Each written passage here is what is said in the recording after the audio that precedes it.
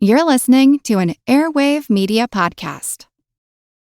Starting a business can seem like a daunting task, unless you have a partner like Shopify.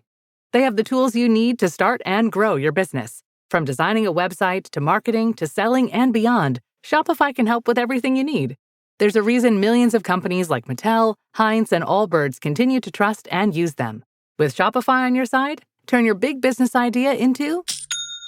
Sign up for your $1 per month trial at shopify.com/special offer.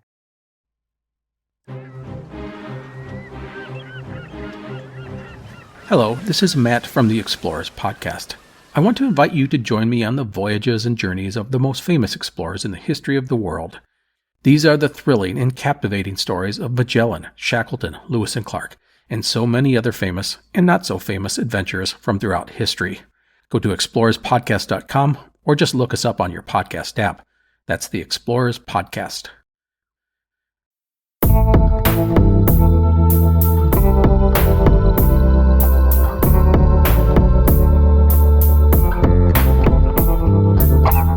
Welcome to Historical Blindness, the Odd Past podcast. This is a blind spot episode, a short companion piece to my previous episode on the blood libel.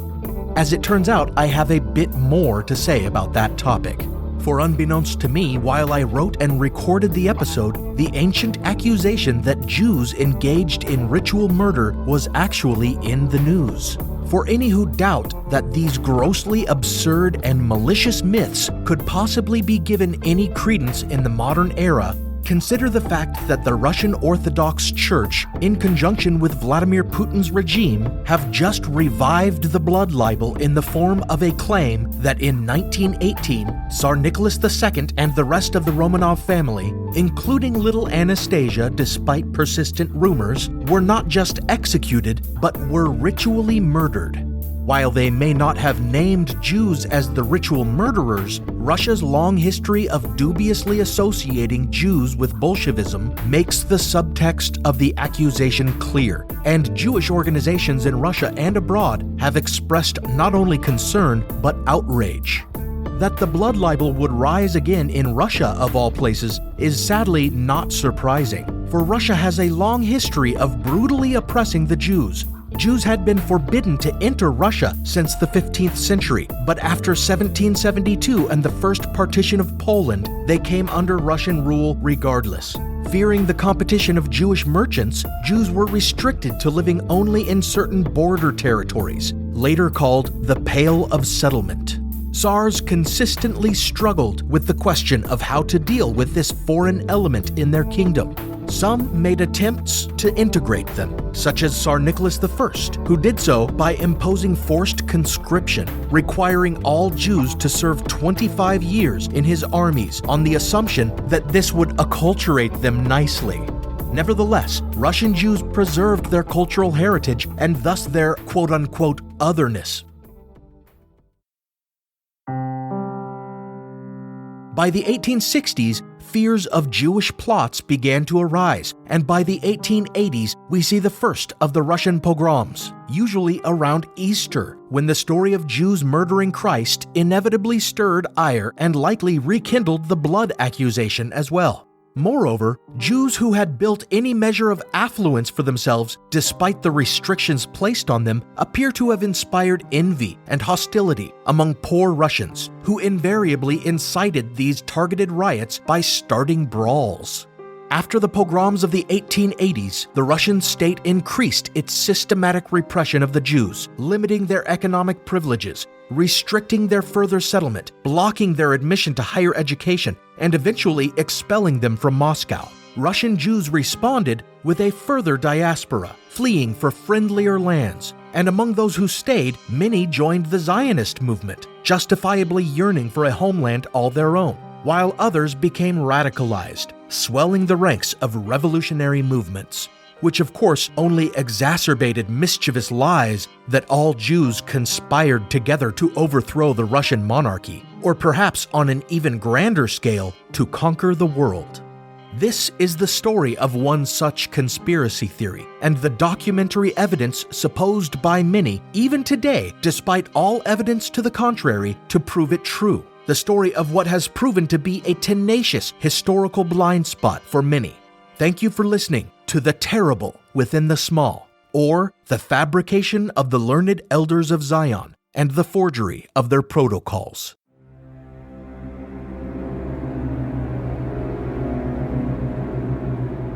Conspiracy theories claiming that all Jews worked together internationally to advance some nefarious agenda were not new. As I mentioned at the end of my episode on the blood libel, the idea was present in medieval Norwich in Thomas of Monmouth's claim that the converted Jew Theobald had revealed to him a great council of Jewish royalty and leaders who convened in France to decide which country would host their annual ritual murder.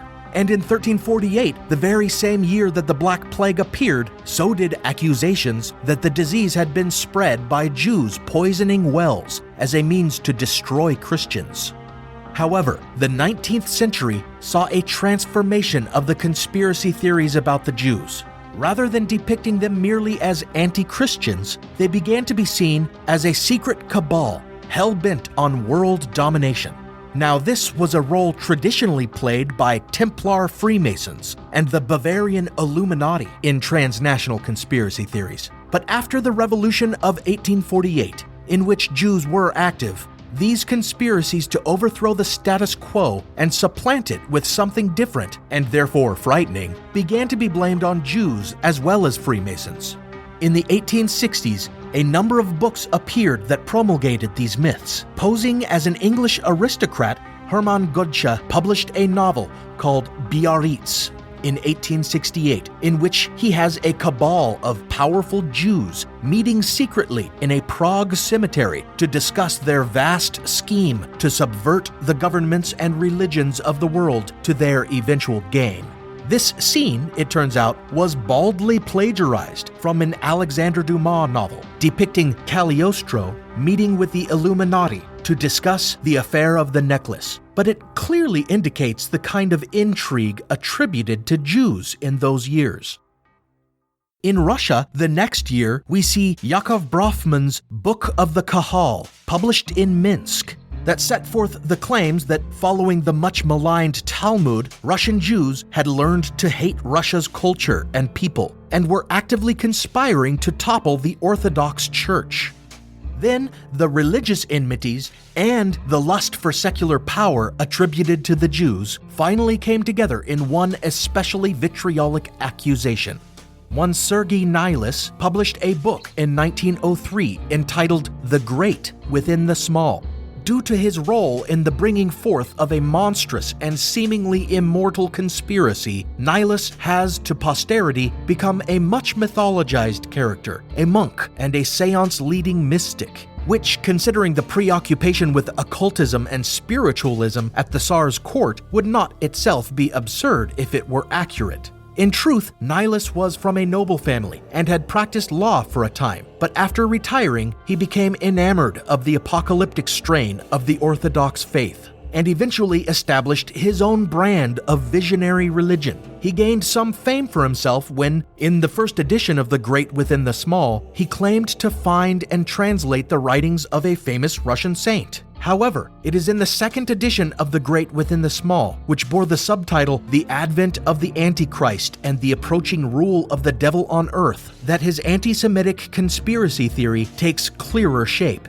In it, he outright asserts the existence of a worldwide Judeo-Masonic conspiracy not only to overthrow Christian states and establish their own global dominion, but also to raise up a Jewish world leader, a tyrant who would be the Antichrist.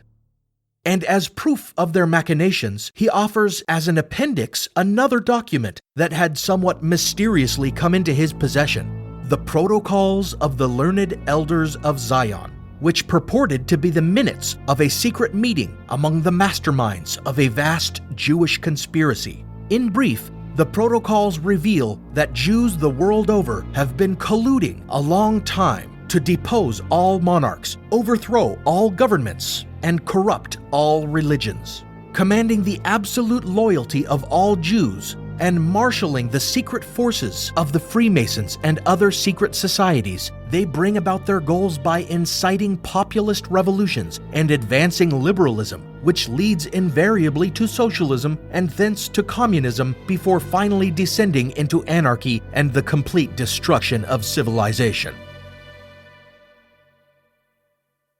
Nihilus offered little help in the way of determining the origin of this manuscript, offering a variety of contradictory stories.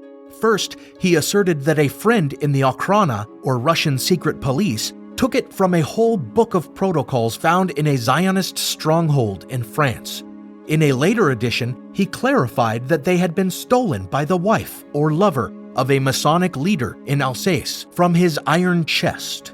Then, in the 1917 edition, Nihilus further explains that these were essentially the minutes of the First Zionist Congress in Switzerland in 1897. But of course, this was not a secret meeting, but rather a very public one, and the protocols were certainly not items on the agenda there. As the story progressed then, Nihilus adjusted his story to assert that the protocols had been stolen from the home of Theodor Herzl, the founder of Zionism. Regardless of which of these stories Nihilus actually believed, if any, we do know that the document had been in circulation before he got his hands on it, as it was published in part by a Russian newspaper in 1903 to little notice.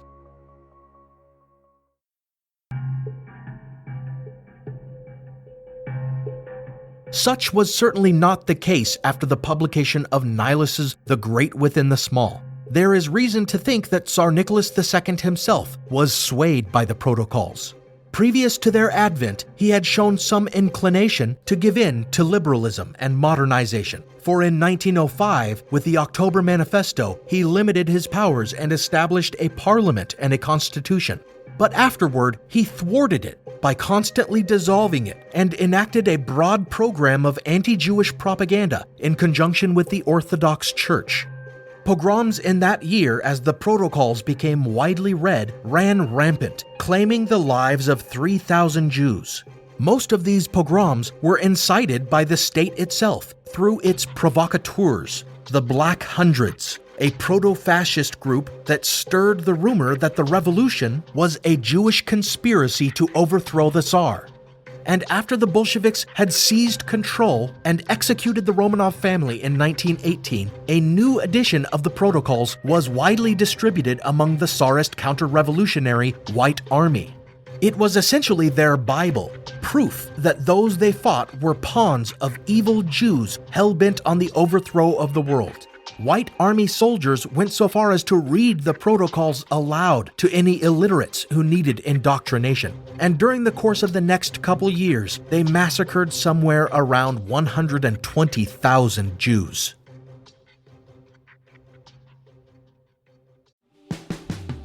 Every summer, I'm careful to avoid getting burned. My summer plans always include applying sunscreen so I can attend barbecues and protests without worrying about getting scorched. And when I make my plans by making phone calls, I also don't want to get burned by an outrageous wireless bill. That's why I switched to a Mint Mobile plan and saved enough to take a summer vacation. With Mint, I found no difference in speed or coverage, just a big difference in cost. And right now you can switch to a Mint wireless plan like me to avoid sweating those surprise charges and overages. You'll just be chillin' with Mint's offer of 3 months premium service on the nation's largest 5G network for just $15 a month. With high-speed data and unlimited talk and text, it might just be the coolest thing happening this summer. This year, skip breaking a sweat and breaking the bank. Get this new customer offer and your 3-month unlimited wireless plan for just $15 a month at mintmobile.com/blindness. That's mintmobile.com/blindness. Upfront payment of $45 required, equivalent to $15 a month. Limited time new customer offer for first 3 months only. Speeds may slow above 35 gigabytes on unlimited plan. Taxes and fees extra. See Mint Mobile for details. As listeners of Historical Blindness, you're no strangers to the fact that history is a lens through which we can better understand the present. Or as Shakespeare put it, what's past is prologue. History is the indispensable context without which we cannot hope to truly understand current events. You understand that, and so do the creators of the American Scandal podcast.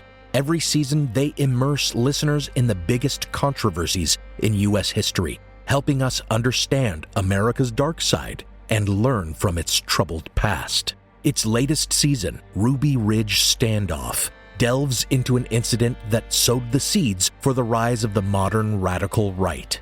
It transports you to 1992, where in a remote corner of Idaho, federal law enforcement surround a small cabin. They've come for Randy Weaver, a survivalist who took his family to the mountains in anticipation of the apocalypse. A simple weapons charge brought the agents here, but the situation is about to explode into a deadly and tragic standoff that will later become a rallying cry for far-right extremists, fueling distrust and violent anti-government sentiment for decades. Follow American Scandal on the Wondery app or wherever you get your podcasts. You can binge all episodes of American Scandal's Ruby Ridge Standoff early and ad-free right now on Wondery Plus.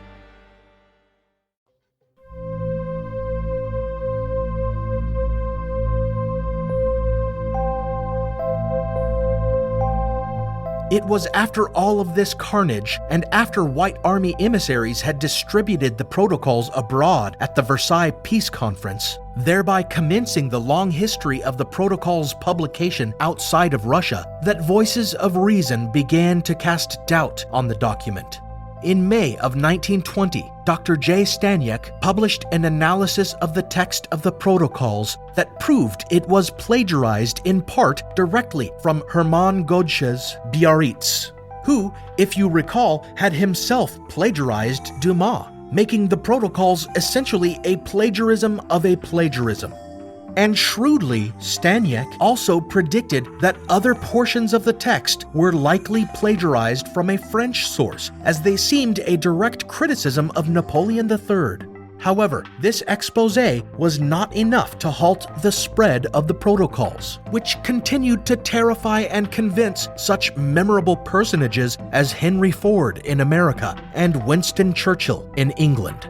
Then, sure enough, in 1921, a foreign correspondent for the Times of London, stationed in Constantinople, was approached by a former operative of the Okhrana in exile with a copy of a French book published in the 1860s. This book, Dialogue in Hell Between Machiavelli and Montesquieu by Maurice Joly, was a thinly veiled satire of the policies and schemes of Napoleon III, and as Staniek predicted, proved to be the source for most of the rest of the protocols, indicating that the destructive little pamphlet was just a patchwork, a palimpsest of previous works, all fiction that originally had nothing to do with the Jews.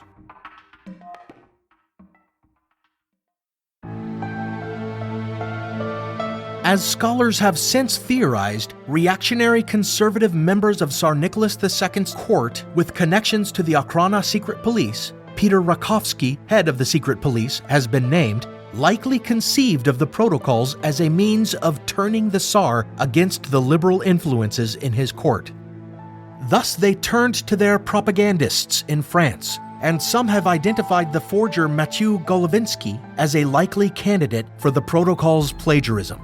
Golovinsky started his career manufacturing evidence for the state police and continued with the Orthodox Church's Holy Synod, producing fake news articles for that organization's propaganda campaign against modernization, liberalism, socialism, and of course, what many already saw as Jewish influence on Russian society. And later in his career, while in exile in Paris, writing false stories to be planted in the foreign press, it is theorized that Rakovsky or some conservative member of the Tsar's court, or perhaps one of their representatives in the Okhrana, tasked him with creating a document that would appear to be proof of a Jewish plot to modernize and liberalize Russia to terrible ends, all for the sole purpose of scaring the Tsar into firmer and more conservative rule.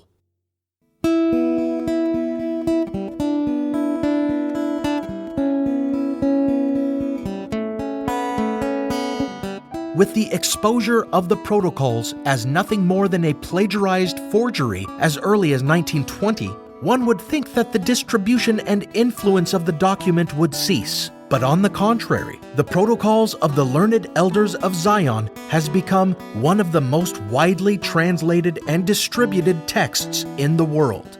In Germany, Joseph Goebbels saw it as a useful tool of propaganda, and Adolf Hitler, seeming to genuinely believe it, used it extensively as the basis for his whole worldview during his rise to power, thus eventually providing a pretext for the Holocaust. Even after a Swiss court declared the protocols false in 1935 and the U.S. Congress declared them fraudulent in 1964, they continued to be brought forth. The Ku Klux Klan, unsurprisingly, continued to distribute the document, and in 1968, an Islamic organization in Beirut published hundreds of thousands of copies in multiple languages. New editions appeared in Egypt and France in 1972, in India in 1974, in America in 1977, and in England in 1978. The late 80s saw its publication in Japan and as part of the Charter of Hamas. The early 1990s saw the protocols pop up in Mexico and Turkey, and again, coming full circle, being published once more in Russia. And in the 2000s, they appeared in print in Lebanon and on Arab television in the form of a serial adaptation. And it is still touted and given credence today by white nationalist and neo-Nazi groups, as well as by conspiracy theorists like David Icke. It seems that for the powers of intolerance and fear, the Jews are simply too tempting a target of scapegoating. For not even empirical evidence and plain logic can dissuade the believers in anti-Semitic conspiracy.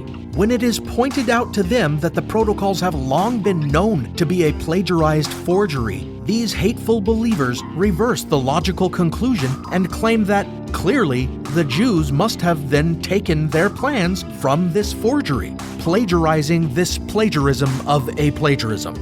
Why? Because it confirms their fear and resentment of Jews, and therefore must be true.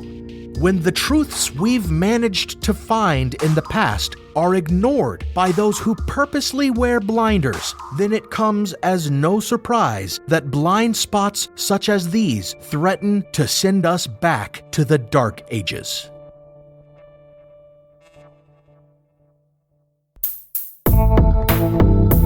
Thanks for listening to Historical Blindness, the Odd Past podcast.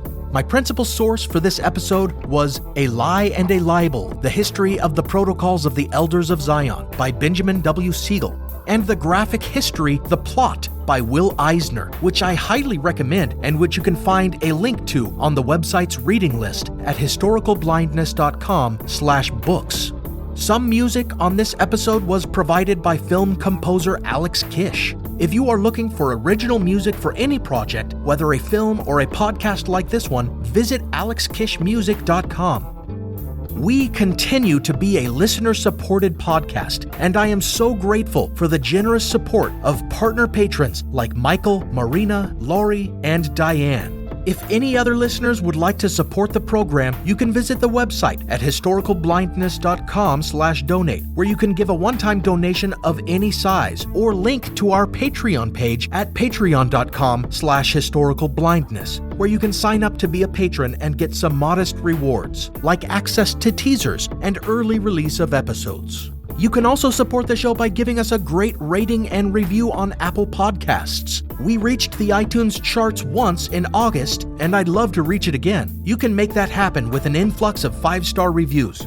Also, you can help out the show just by poking around the website. I put up fully formatted blog posts for each episode with accompanying imagery and links to source reading. Under the books page of the site, you'll find a full reading list with recommended books to learn more about episode topics. If you click the links there or click through to Amazon from any of the banner ads on the site, any purchases you make will help to support the show a little bit. You'll also find a link to my own book on Amazon there, a historical novel called Manuscript Found. that tells the tale of another audacious literary hoax connected to an anti-Masonic movement, the Book of Mormon. Additionally, if you'd like to sport a historical blindness t-shirt or tote bag, sip from a historical blindness mug, or just slap a historical blindness sticker on your laptop, visit the store page of the website to browse items and click through to our Redbubble store.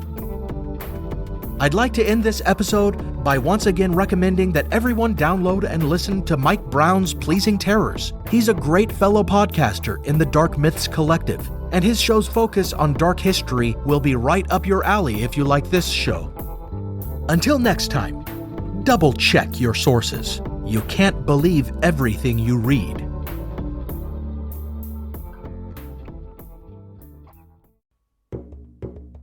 Have you ever gazed in wonder at the Great Pyramid? Have you marveled at the golden face of Tutankhamun? Or admired the delicate features of Queen Nefertiti? If you have, you'll probably like the History of Egypt podcast. Every week, we explore tales of this ancient culture. The History of Egypt is available wherever you get your podcasting fix. Come, let me introduce you to the world of ancient Egypt.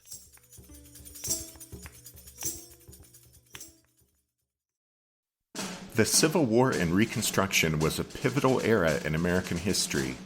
When a war was fought to save the Union and to free the slaves. And when the work to rebuild the nation after that war was over turned into a struggle to guarantee liberty and justice for all Americans. I'm Tracy. And I'm Rich. And we want to invite you to join us as we take an in-depth look at this pivotal era in American history. Look for the Civil War and Reconstruction wherever you find your podcasts.